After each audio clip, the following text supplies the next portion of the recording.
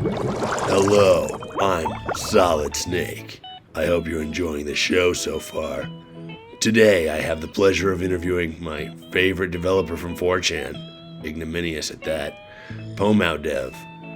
Yeah, hi, this is Prickly Pear, well, aka Pomaodev. What's up, guys? Let's get right into these hard-hitting questions. First off, you're known on a couple of boards as Pomaodev, creator of the entity known as Pomao. What is a Pomao, and where did you come up with it? Pomao is exactly what Pomao says it is. Pomao is Pomao. When we try to approach and gesture at Pomao, it is an insult, and well, it's a feeble gesture. In essence, ineffable. That is a primary attribute. Of course, we could describe its qualities, but to Pomao is something that I saw. I discovered Pomao rather than invented it. It is an abstract animaloid creature. It wields the yo-yo as its primary weapon. That's his tongue. It's but supposed of to course, be it his wields tongue, yeah. the yo-yo. Pomao is abstract animaloid of indistinguishable construction. Fascinating. Now, your funny yellow creature isn't the only game you've made. You have made several other games and continue to output with incredible speed.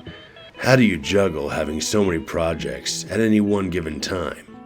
Well, primarily I use the fact that I have two hands to operate ambidextrously to do two projects at the same time. Most people are limited to one project. They do one thing at a time. My weakness is that I can only do two things at a time. I do things twice as fast. I have 10 fingers. But How do you continually find new inspiration to continue making distinct gameplay experiences? well, I find when there's too much that I'm thinking about that is not in order, I like to write to clarify that. And when there's not enough going on, you gotta read. I mean, these are the most general ways of observation and action. Observation being an action. When we do physics and we take into account the impact of the observer, it is sort of studying physics. Have you ever had to abandon any games in the past? If so, why? No. No.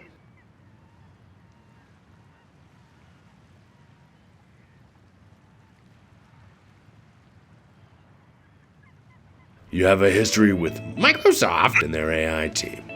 Has your time with them impacted your game making process at all? And if so, how? Yeah.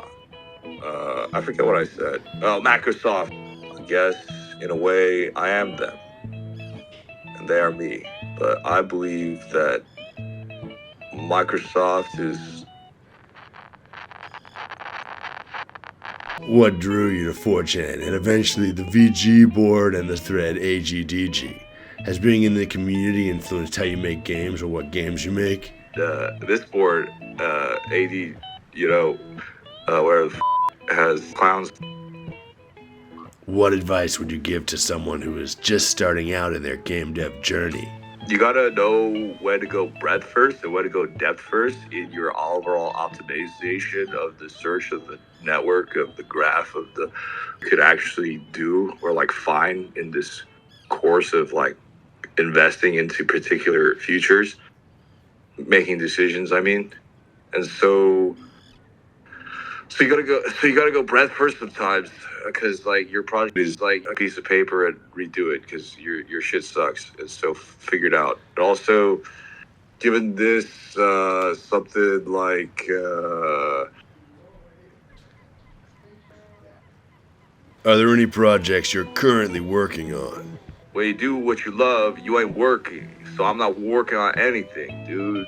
And for our last question, what has been the biggest challenge you've had to overcome in your game making career?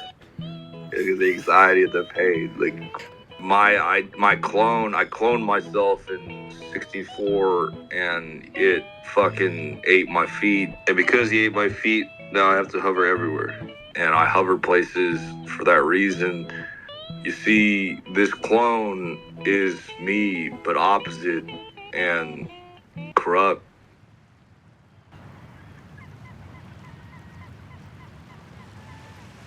I thank you for your time, and I hope our viewers out there enjoyed this time peeking behind the curtain at the man, the myth, the legend. Now let's get back to the show.